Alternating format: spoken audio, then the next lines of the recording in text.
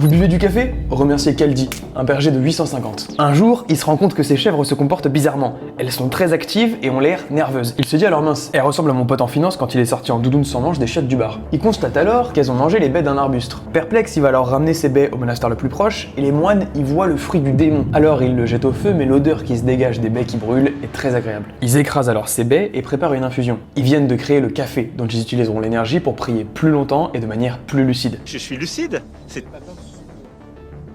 L'histoire de Kaldi est bien évidemment une légende. Parfois on le dit éthiopien, parfois du Yémen, mais la réalité historique est un intéressant mix des deux. L'Éthiopie est bien le berceau du café, plus particulièrement la région de Kaffa, où les caféiers poussent à l'état naturel depuis la nuit des temps. Mais ce sont bien les Yéménites qui ont été les acteurs principaux de sa popularisation à travers le monde. Ils ont été les premiers à le cultiver de manière systémique et à l'exporter via le port de Moka. Aujourd'hui, en Éthiopie ainsi qu'en Érythrée, le café est une partie primordiale de la culture et de l'hospitalité, un peu à l'instar du whisky berbère. Partage le prochain fait dont tu veux que je parle et abonne-toi.